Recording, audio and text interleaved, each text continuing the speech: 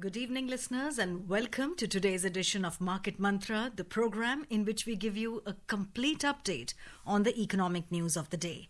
And today being Sunday, we'll also be taking calls from our listeners on any queries that you may have on mutual funds and related matters. You can call us on 2331 4444, 2342 1050 and 2331 0464. And of course, do prefix the code 011. I'm Sarabjit Kaur, and with me is my co-anchor, Subodh Mishra. नमस्कार श्रोताओं, कारोबारी खबरों के साथ market मंत्र हाजिर है। आज रविवार है और हर रविवार की तरह आज भी हम म्यूचुअल फंड से जुड़े आपके सवालों के जवाब देंगे। सवाल पूछने के लिए आप इन नंबरों पर फ़ोन कर सकते हैं 2331-4444, 2342-1050 और 2331-0464। दिल्ली से बाहर के और मोबाइल से फ़ोन करने वाले श्रोता इससे पहले एसटीडी कोड 011 डायल करें। आज की खबरों पर चर्चा करने और श्रोताओं के सवालों के जवाब देने के लिए हमारे साथ स्टूडियो में है म्यूचुअल फंड्स एक्सपर्ट आकार रस्तोगी। नमस्कार आकार, मार्केट मंत्र में आपका स्वागत है। धन्यवाद। पहले हेडलाइंस के साथ Sarabjit Kaur. Foreign investors pump in over 13,000 crore rupees into the Indian equity markets last week. Net investment in June nears 9,000 crore rupees. Monsoon has covered the entire country, says IMD. Domestic markets to focus on macroeconomic data and geopolitical developments for cues next week. बीते हफ्ते विदेशी निवेशकों ने भारतीय share बाजार में 13,000 करोड़ रुपए से ज्यादा का निवेश किया। मॉनसून पूरे भारत में पहुंचा, कहा मौसम विभाग ने, और अगले हफ्ते घरेलू बाजारों का फोकस रहेगा आर्थिक आंकड़ों और विश्व राजनीति की गतिविधियों पर।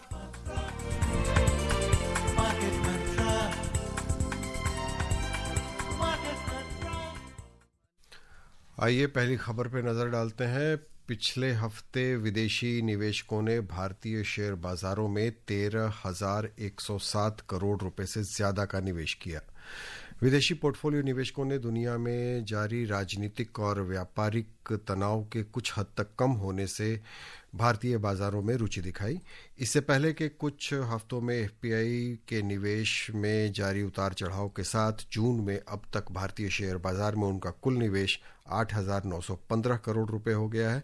इससे पहले उन्होंने मई में 19,860 करोड़ रुपए का निवेश किया था, जो इस साल भारत के शेयर बाजार में एफपीआई के मासिक निवेश का सबसे ऊंचा आंकड़ा है। And Mohit joins us from Jaipur. Mohit, अपना सवाल पूछिए। हाँ, नमस्कार। नमस्कार। मैंने तो पूछना था कि HDFC large and mid cap fund और Mirae asset large and mid cap fund, ये दोनों फंड में से कौन सा फंड बेटर है आगे आने वाले 10 से 12 साल के इन्वेस्टमेंट के लिए? मोहित, जो ये दोनों आप फंड्स बता रहे हैं, large and mid cap fund, तो मैं पहले तो आपको बताना चाहूँगा कि इन फंड्स की खूबी होती है कि इनका जो मैंडेट है 35% लार्ज कैप और 35% आपका मिड कैप में लगाना होता है, तो उस तरीके से एक आपको डाइवर्सिफाइड एक्सपोजर मिल जाता है। बाकी इसमें देखिए, जो Mirae asset large and mid cap है वो कुछ समय से बहुत अच्छा नहीं कर रहा है, उसमें कुछ थोड़ा सा परफॉर्मेंस में दिक्कत चल रही है, और HDFC large and mid cap अपना ठीक कर रहा है। तो इन दोनों के कंपैरिजन में अगर अभी आप इन्वेस्ट करना चाहेंगे तो मेरी सलाह रहेगी कि आप HDFC large and mid cap का चुनाव कर सकते हैं। बाकी बहुत ही जब भी निवेश करेंगे तो फिर आप एक लंबे समय के लिए करिएगा, मिनिमम 5 साल का होराइजन रखिएगा, और छोटे मोटे उतार चढ़ाव से बीच में घबराइएगा नहीं। जी, अगले कॉलर हैं बिहार से रिंकू। स्वागत है रिंकू, सवाल पूछें। सर जी, मैं म्यूचुअल फंड में एसआईपी करना चाहते हैं, तो एक दो पॉलिसी ऐसा कोई सी बैंक का बारे में बता दीजिए, हमें थोड़ा जानकारी चाहते हैं। रिंकू जी, आपने शुरुआत में कहा कि आप म्यूचुअल फंड में निवेश करना चाहते हैं, तो और उसके बाद आपने जैसे बोला कि कोई सा एक पॉलिसी बता दीजिए, तो यहाँ पे मुझे कहीं लगता है कि आपको कन्फ्यूजन हो रहा है। एक यूलिप और इंश्योरेंस पॉलिसी और साथ में म्यूचुअल फंड को लेके, तो मैं आपको पहले बताना चाहूँगा कि देखिए जो म्यूचुअल फंड होता है वो केवल निवेश होता है, उसमें इंश्योरेंस नहीं मिलता। तो अगर कहीं पे कोई बैंक आपको कुछ ऐसा बोलता है कि ये प्रोडक्ट जो वो आपको दे रहा है इसमें म्यूचुअल फंड वाला निवेश भी है और इंश्योरेंस भी है, तो वो कहीं ना कहीं संभव है कि आपको एक यूनिट लिंक्ड इंश्योरेंस प्लान बेच रहा है। ऐसे प्रोडक्ट से मेरी सलाह में दूर रहिएगा, क्योंकि ये प्रोडक्ट लंबे समय में बहुत ज़्यादा अच्छे कारगर साबित नहीं होते। तो आपकी इंश्योरेंस यानी कि जीवन बीमा, अगर उसकी रिक्वायरमेंट सबको लेना चाहिए, रिक्वायरमेंट बेसिकली उनको होती है जिनकी एक कोई फाइनेंशियल डिपेंडेंट हो, और उनके लिए आप उस चीज़ के लिए आप केवल एक प्योर टर्म प्लान का चुनाव करिएगा। म्यूचुअल फंड में मैं कहूँगा म्यूचुअल फंड निवेश के लिए इक्विटी ओरिएंटेड फंड लीजिए आप। शुरुआती तौर पे आप अग्रेसिव हाइब्रिड फंड का चुनाव कर सकते हैं। अग्रेसिव हाइब्रिड फंड में खूबी ये रहती है कि ये 70% आपका पैसा लगभग इक्विटी में लगाता है और बाकी का फिक्स्ड इनकम में, जिससे कि आपको लंबे समय में इक्विटी की ग्रोथ भी मिलती है, और जब शॉर्ट टर्म मार्केट वोलेटिलिटी होती है तो ये फंड एक नॉर्मल प्योर इक्विटी फंड से कम गिरते हैं। हाँ, मतलब आपने कहा कि आप इंश्योरेंस को अलग रखें, जीवन बीमा को अलग रखें, उसके लिए टर्म इंश्योरेंस लें, और अगर निवेश करना है तो आप म्यूचुअल फंड में आए और उसमें आप अग्रेसिव हाइब्रिड से शुरुआत कर सकते हैं। जी बिल्कुल। और दिल्ली से योगेश जी जुड़ चुके हैं। योगेश जी अपना सवाल पूछिए। जी नमस्कार आप सभी को। नमस्कार। मेरा सवाल ये है कि म्यूचुअल फंड में जो हमारे पास डेट फंड होते हैं, जैसे हमारे पास में पीपीएफ होता है, पीपीएफ में कैसा होता है कि मान लीजिए मैंने 10 लाख रुपए डाले, उसमें ब्याज लगा 11 लाख हुए, तो अब जो ब्याज तिमाही अगली तिमाही पे काउंट होगा वो 11 लाख पे काउंट होगा। पर डेट फंड में, लिक्विड फंड में या शॉर्ट टर्म डेट फंड में जो मेरा प्रॉफिट बनता जा रहा है उसमें, तो क्या वो मेरा जो नया प्रॉफिट काउंट हो रहा है वो प्रॉफिट मिला करके और मेरी जो मूल निवेश था उस पर काउंट हो रहा है? अगर नहीं हो रहा है तो क्या मैं उस प्रॉफिट को स्क्वायर ऑफ करके अपने मूल जो मेरा कैपिटल निवेश किया हुआ है उसमें ऐड कर दूं ताकि उस पर भी काउंट हो? तो कैसे कंपाउंडिंग को एग्जीक्यूट किया जाए?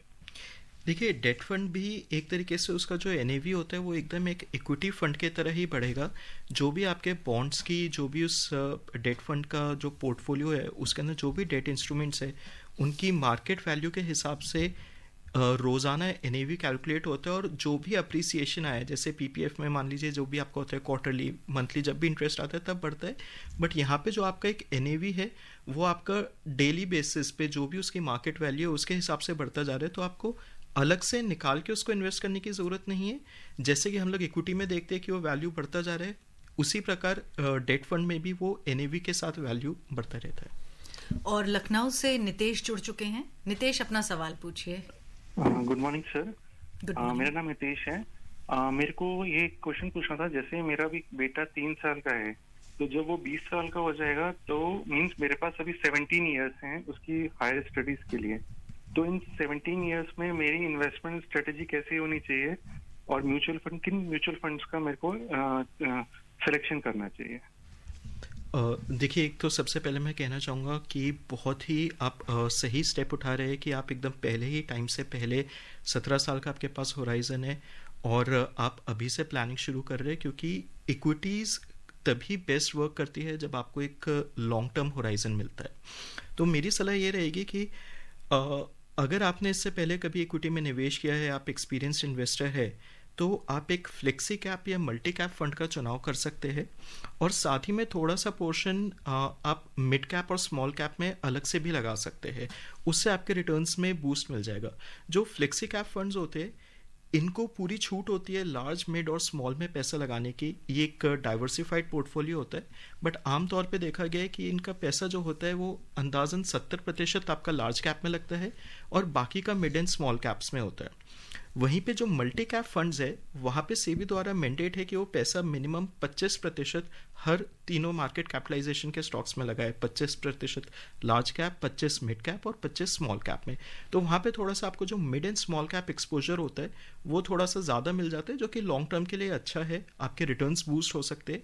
बट वहीं पे वो कंपैरेटिवली थोड़े से ज़्यादा वोलेटाइल भी होंगे शॉर्ट टर्म में। तो आप इन दोनों में से भी कोई सा अच्छा एक फ़ंड ले सकते हैं और SIP के ज़रिए बढ़िए। जैसे कि 17 साल का पीरियड है, मैं कहूँगा बीच में ऐसा अक्सर होएगा कि आपको लगेगा कि अभी मार्केट काफ़ी नीचे है, मैं क्या करूँ, क्या मैं पैसा निकाल लूँ, आपको घबराहट हो सकती है बीच में, या फिर आपको लगेगा कि अभी मार्केट ऐसा चल रहा है, क्या मैं इसमें मेरे को कुछ करना चाहिए। तो ऐसे मौक़ों पे आपको बस एक पेशेंस रखना है, एक डिसिप्लिन तरीके में रेगुलरली SIP के थ्रू निवेश करते रहिए और कोशिश करिए कि हर साल जब भी आपकी इनकम बढ़ती है इंक्रीमेंट के साथ, आप थोड़ा थोड़ा सा प्रपोर्शन में SIP का अमाउंट जो है अपना वो बढ़ाते रहे। और वहीं पे मैं कहूँगा कि जैसे कि जब सालाना बच्चे का बर्थडे आता है या कुछ आता है, तो हम लोगों के यहाँ अक्सर होता है कि कहीं से एक मुश्त पैसा मिल जाता है, कुछ मिल जाता है, तो कोशिश करिए कि वो पैसा भी जैसे बच्चे के बर्थडे के लिए या किसी चीज़ के लिए वो आप इक्विटी में निवेश करते। उससे होगा कि एक लंबे टर्म में 17 साल में एक अच्छी पूंजी जमा हो जाएगी। जी, अगले कॉलर हैं मुंबई से अमित। स्वागत है अमित, सवाल पूछें। Thank you sir. सर मेरा सवाल ये था कि म्यूचुअल फंड में ये पॉसिबल है क्या, सपोज अभी जैसे पहले कॉलर ने पूछा कि मैं सपोज अभी 20,000 इन्वेस्ट किए हैं और उससे मुझे रिटर्न्स मिले हैं 25,000, तो मैं प्रॉफिट ले लूं, प्रिंसिपल अमाउंट फिर से रख के फिर से उसको कंटिन्यू करके, तो ये किस प्रकार किया जा सकता है कि 5,000 बाजू में रख के फिर से विड्रॉ करके 20,000 कंटिन्यू कर मैं करूं, तो ये कैसे हो सकता है सर, इस पर प्लीज फोकस कीजिए। अमित जी, देखिए जैसे जब आप म्यूचुअल फंड में निवेश करते हैं, परचेज करते हैं, तो आपको कुछ यूनिट्स अलॉट होते हैं और उन यूनिट्स की जो मार्केट वैल्यू होती है वो बेसिकली NAV बेस्ड होती है। तो मान लीजिए जिस दिन आपने निवेश किया उस दिन आपको 100 यूनिट मिले और उस दिन NAV था 10 रुपये। जैसे जैसे आप आगे बढ़े वो नंबर ऑफ यूनिट्स आपके सेम रहे, आपने और इन्वेस्ट नहीं किया, बट वो NAV बढ़ गया। तो यहाँ पे एक ये मैथमेटिकल कैलकुलेशन हो जाता है, मान लीजिए वो 10 रुपये से बढ़ करके 11 रुपये हो गया, तो अब यहाँ पे वो जो 1 रुपये का प्रॉफिट है, यहाँ पे अगर आप चाहेंगे तो जो भी आपका जो डिफरेंस आया है आप उतने यूनिट्स रिडीम कर सकते हैं, उतने पैसे रिडीम कर सकते हैं, आप चाहे तो ज़्यादा भी कर सकते हैं। तो ऐसी कोई पाबंदी नहीं होती है, जैसे वैल्यू बढ़ता है आप बीच में अगर प्रॉफिट बुक करना चाहते हैं तो कर सकते हैं, बट प्रॉफिट बुक करते हुए हमेशा 2-3 चीज़ों का ध्यान रखिएगा। ये केवल इसलिए नहीं आपको करना चाहिए कि अभी वैल्यू बढ़ गया है तो मैं बुक कर लूँ। सबसे पहले तो क्योंकि जब भी आप प्रॉफिट बुक करेंगे या आप वैल्यू बीच में रिडीम करेंगे, सबसे पहले तो आपका कैपिटल गेन्स टैक्स ट्रिगर हो जाएगा, और वहीं पे साथ ही में जो आपकी एक जो लॉन्ग टर्म कंपाउंडिंग है, खास तौर पे अगर आप इक्विटी में आपने निवेश करा हुआ है तो फिर वहाँ पे आपकी जो लॉन्ग टर्म कंपाउंडिंग है वो डिस्टर्ब होगी।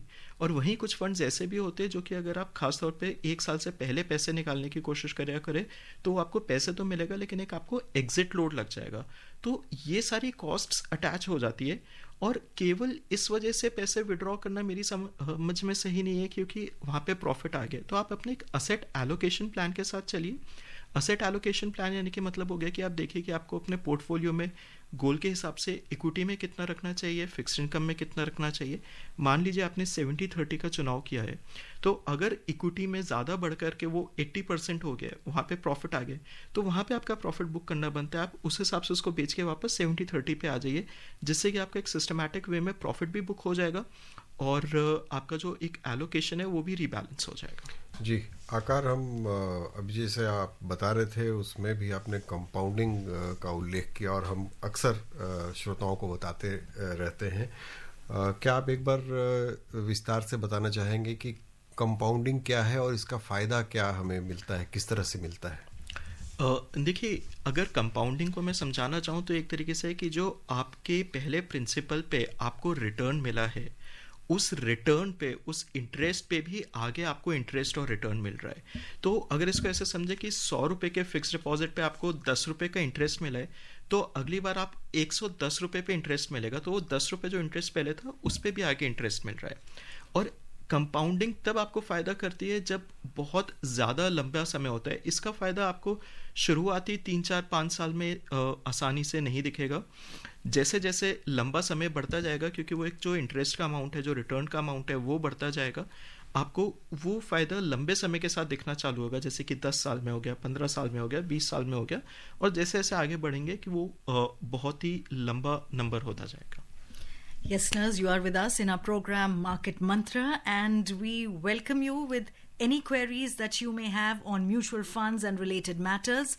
We have 3 dedicated landline numbers for you: 2331 4444, 2342 1050, and 23310464.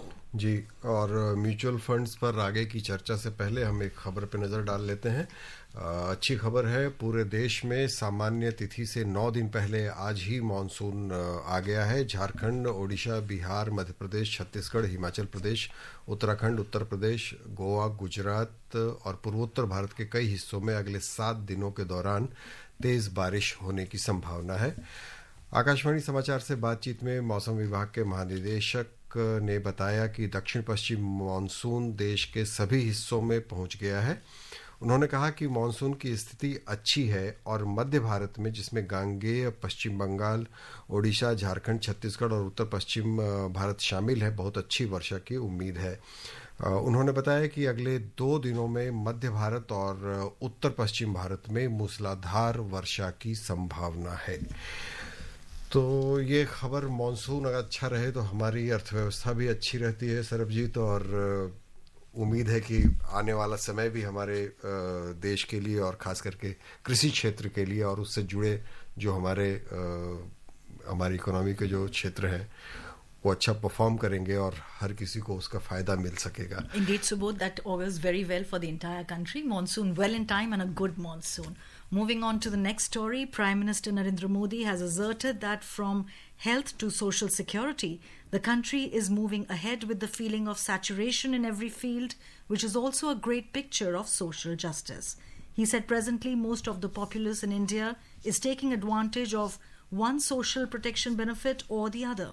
Sharing his thoughts in the Mann Ki Baat program of Akashvani today, Mr. Modi spoke about the International Labour Organization ILO report, where it has been mentioned that more than 64% of the population of India is now definitely availing some social protection benefit or the other. He added that social security is one of the biggest coverages in the world, as around 95 crore people of the country are getting the benefit of some or the other social security schemes. He also said that the government schemes were reaching less than 25 crore people in the country till 2015. And from Mumbai, Kapil joins us with his question. Kapil, please pose your question. Yeah, good evening, everyone. Good evening. My question is related to Motilal Oswal Defense Fund. In the mutual fund, I want to invest. Somebody told me to go for that. So I want to know your opinion in this regard. Thank you. Okay, so Kapil, firstly, I would like to tell you that Motilal Oswal Defense Fund is basically a sectoral fund. So, it invests completely into, defense-related companies. So, whenever we invest in such a fund, which has a narrow mandate or a focus on particular sector or, particular kind of companies, so the risk increases. Risk increases in the sense that all your money is concentrated onto a particular type of companies, and the money is now more prone to sharper ups and downs. So for that reason, generally it is suggested that you should go for a diversified portfolio or a diversified fund like FlexiCap or a multi-cap fund, which have the flexibility to go beyond the selected sector, say go beyond the defense sector, and all the money is not just invested over there. That said, they are they are not devoid of investing any money if they want to in a defense company. In addition, I would like to mention that over the past few months, I mean, all these defense companies have in fact basically because of the PSUs, they have seen a huge rally, so their valuations have also increased. So probably putting all your money may not be right now for any investor to invest any sectoral or particularly in a defense sector fund. So I would say maybe if you want to ride onto that fund, don't invest all your money, go with just 5% of your portfolio, and be careful, be cautious, because there can be sharper ups and downs. It's completely related to PSU companies. Otherwise, a safer bet would be to just go with a normal diversified flexi-cap or a multi-cap fund. जी, defence के लिए वैसे भी आजकल ज़्यादा पूछताछ चल रही है, और श्रोताओं को इसके साथ ही बता दूं कि आज तेल अवीब इंडेक्स 1.5% ऊपर चल रहा है। अगले कॉलर है गुरुग्राम से जीके बैनर्जी। स्वागत है आपका, सवाल पूछें। नमस्कार जी। नमस्कार। हाँ सर, मैं एक बात ये पूछना चाहता हूँ, शेयर मार्केट के मुकाबले म्यूचुअल फंड कितना आसान है? आप हर बार ये बताते हैं कि म्यूचुअल फंड में ही शुरुआत की जाए। और दूसरा सवाल मैं ये पूछना चाहूँगा कि आने वाले समय में बैटरी गाड़ियाँ ज़्यादा सरकार की तरफ से लाने की कोशिश की जा रही है, और बैटरी की इतनी खपत कहाँ से हो पाएगी? क्योंकि चाइना के यहाँ से बैटरी आती है, वहाँ भी कुछ नियम कानून बन गए कि पहले चाइना गवर्नमेंट पास करेगी, अगर चाइना गवर्नमेंट उसको बंद कर देगी, नहीं भेजनी इंडिया में। चलिए, आज हमारा कार्यक्रम म्यूचुअल फंड पर है, तो वो जवाब तो आकार दे सकते हैं। और जहाँ तक ईवी की बात है तो शायद शनिवार और सोमवार को हमारे एक्सपर्ट्स उसका बेहतर जवाब दे पाएंगे। जी बिल्कुल। तो म्यूचुअल फंड कितना आसान है, ये पूछना चाह रहे थे। देखिए, म्यूचुअल फंड बहुत आसान है कंपैरिजन में। मैं आपको दोनों का डिफरेंस बताता हूँ। शेयर मार्केट बेसिकली हो गया कि वहाँ पे आप किसी कंपनी का स्टॉक डायरेक्टली खरीद रहे हैं, जैसे कि वो रिलायंस हो गया, HDFC हो गया, या और कोई कंपनी हो गई। और म्यूचुअल फंड बेसिकली हो गया कि आपने वहाँ पे म्यूचुअल फंड में जो भी एक स्कीम है, वहाँ पे एक प्रोफेशनल फंड मैनेजर है जो कि आपके लिए ये डिसाइड कर रहा है कि कौन सी कंपनी का स्टॉक खरीदना है, कब खरीदना है, और उसको एक कंटिन्यूस वे में आपके लिए मॉनिटर कर रहा है कि उसमें कंपनी में सब ठीक चल रहा है कि नहीं। अगर नहीं चल रहा है तो उसको कब बेचना चाहिए। तो देखिए, शेयर मार्केट में जब भी आप डायरेक्टली इन्वेस्ट करते हैं तो उसके लिए आपको एक अलग से टाइम निकालना पड़ता है, एक स्किल्स होते हैं, उस कंपनी को पूरा स्टडी करना पड़ता है, उसका एनुअल रिपोर्ट पढ़ना पड़ता है, कुछ क्वांटिटेटिव फैक्टर्स उसके चेक करने पड़ते हैं। बट जब भी आप म्यूचुअल फंड में निवेश करते हैं, आपको ये सब चीज़ें करने की ज़रूरत नहीं होती। आप बस कोई सा भी अच्छा फंड का चुनाव करिए और उसमें आप निवेश करना चालू कर दीजिए। वहाँ पे आपका जो फंड मैनेजर है वो ये सारा काम आपके लिए करेगा। एक इनफैक्ट इसके अलावा एक और जो बेहतर बेनिफिट होता है जिसके लिए म्यूचुअल फंड्स अच्छे हैं, वो है डाइवर्सिफिकेशन का। अगर आप डायरेक्ट शेयर मार्केट में जाना चाहेंगे और पैसे लगाना चाहेंगे तो आप कुछ 2-3 कंपनीज खरीद पाएंगे। अगर आप ज़्यादा कंपनीज खरीदना चाहेंगे तो आपको जो एक इनिशियल अमाउंट है इन्वेस्ट करने का, वो कहीं ज़्यादा लगाना पड़ेगा। बट म्यूचुअल फंड में आप केवल 500 रुपये, या आजकल तो कुछ फंड 100 रुपये से भी निवेश अलाउ करते, और वहाँ पे आप सीधा एक पूरा का पूरा पोर्टफोलियो में इन्वेस्ट कर पाते, क्योंकि एक जो म्यूचुअल फंड है वो एक पूल्ड व्हीकल है। वहाँ पे आपके तरफ बहुत सारे इन्वेस्टर्स ने पैसा लगाया हुआ है और एक पोर्टफोलियो बनाया गया है जिसको आगे फर्दर यूनिट्स में डिस्ट्रीब्यूट कर दिया गया है।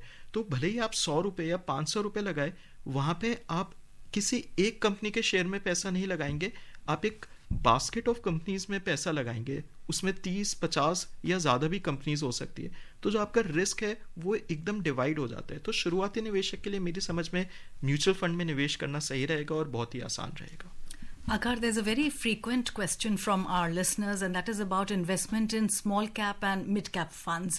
For the benefit of our listeners, if you could, deliberate upon the pros and cons of investing in both, and very briefly, what is the difference between the two?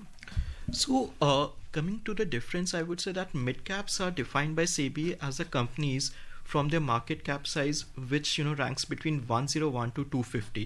So they are like the next 150 largest companies after the top 100 companies. And when it comes to small caps, the definition is beyond 250 companies. So small cap companies are the smaller sized companies, and mid cap companies are slightly larger than the smaller sized companies but smaller than the large cap sized companies. The biggest advantage of investing in mid caps and small caps is the benefit of higher return and the growth potential, because if you go right with a right small cap company, and when it grows from being a small sized company to a mid sized company and then probably to a large sized company, the benefit is huge. So the biggest advantage and probably the biggest reason why investors want to invest in mid and small caps is the higher return, the growth potential. But at the same time, the biggest disadvantage is sharper downturns, volatility, and the mortality rate. So I mean when we come to the small caps, the universe is very huge, and it is very difficult for a company to actually grow from there, because whenever there are economic uncertainties and when you already have bigger companies with higher capital, so it can be very difficult to survive. So I would say, but all these things are taken care by the fund manager. So when you're investing in mid and small cap funds, because of all these reasons, the things you should be keeping in mind is that have a longer investment horizon, at least of 7 years. Because as you stay invested for a longer duration, you reduce the risk and invest systematically, and don't allocate more than 20 to 40% of your complete portfolio. All right, talking about the next big story of the day, domestic markets will focus attention on macroeconomic indicators, foreign investor activity, and global geopolitical developments for Qs next week. Last week, the Sensex rose 1,651 points or 2% to end at 84,059, and the Nifty advanced 525 points or 2.1% to close at 25,638. Next week, a series of domestic economic data releases are scheduled, with market participants specially focused on India's industrial performance and global trade cues. The week will kick off with the release of India's May industrial production figures on June 30th, followed by the Manufacturing Purchasing Managers Index, or PMI, for June on July the 1st. Investors will also focus on the upcoming first quarter corporate earnings season. Additionally, global developments related to trade agreements will also be keenly watched. And Keshav joins us from Delhi. Keshav, अपना सवाल पूछिए. Hello, नमस्कार sir. नमस्कार sir. हम तो senior citizen as है और बेटे को हमने म्यूचुअल फंड में एंट्री करानी है. इसके लिए हमें जाना पड़ेगा या इसके लिए कोई, अभी आप बता रहे हैं कि इसका एक मैनेजर होता है, वो मैनेजर कहाँ मिलते हैं, उनसे कैसे संपर्क करके हम इसमें जाए म्यूचुअल फंड में, और कितनी मिनिमम से मिनिमम और मैक्सिमम से मैक्सिमम कितना महीने में कितना दे सकते हैं? केशव जी, मैं आपको कहना चाहूँगा कि देखिए, मिनिमम इन्वेस्टमेंट बहुत ही छोटा होता है. 100 रुपये 500 रुपये महीने से भी आप शुरुआत कर सकते हैं. और निवेश शुरू करने के लिए जो अच्छा तरीका रहेगा वो ये रहेगा, एक जो association of mutual funds of India है, उनकी वेबसाइट है AMFI, AMFI कहते हैं. आप वो गूगल पे डालिएगा, वहाँ पे आप अपना एड्रेस डालेंगे, पिन कोड डालेंगे, जो भी म्यूचुअल फंड डिस्ट्रीब्यूटर्स है वहाँ से कोई ना कोई आपको कांटेक्ट कर सकता है, आप उनको कांटेक्ट कर सकते हैं, और वो म्यूचुअल फंड डिस्ट्रीब्यूटर आपको हेल्प कराएगा आपके बेटे के लिए जो है म्यूचुअल फंड का इनिशियल जो पेपर वर्क है, KYC है, और उसमें निवेश करने के लिए वो आपको शुरू करा पाएगा. बाकी जैसे कि आपने पूछा था कि जो फंड मैनेजर है, फंड मैनेजर्स आपके जो इनके होते हैं, जो वो पूरे कंपनी में बैठते हैं, और वहाँ पे हम लोग ऐसे डायरेक्टली नहीं उनको कांटेक्ट कर सकते, बट उनका समय समय से हर महीने एक फैक्ट शीट आता है और कम्युनिकेशन आता है. जैसे अगर कुछ मार्केट में चल रहा है तो वो सारी चीज़ उनकी वेबसाइट पे अपलोड होती है, पूरी हिस्ट्री होती है, वहाँ से आप उठा के पढ़ सकते हैं. आप उनके जो वीकली न्यूज़लेटर्स है, अगर वीकली या कोई सा आपका मंथली है, कुछ AMCs का होता है, आप उसके लिए सब्सक्राइब कर सकते हैं. वहाँ से रेगुलरली कम्युनिकेशन आता है. बाकी आप किसी डिस्ट्रीब्यूटर के ज़रिए अपना निवेश शुरू करा सकते हैं. Global crude oil prices tumbled last week, registering biggest drop since 2023 on easing Iran-Israel tension.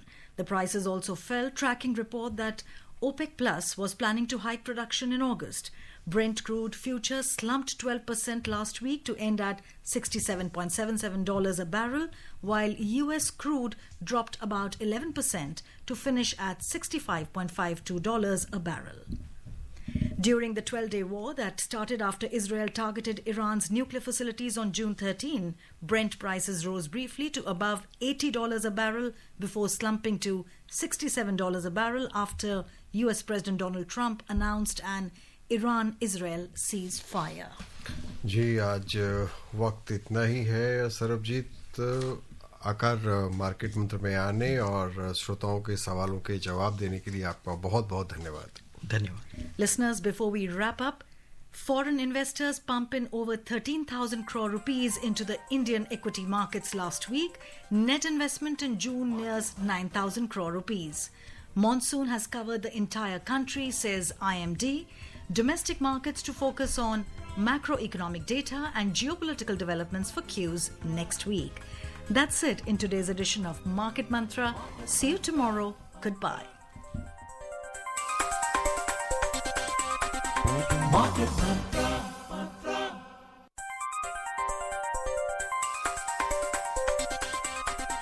Market Mantra.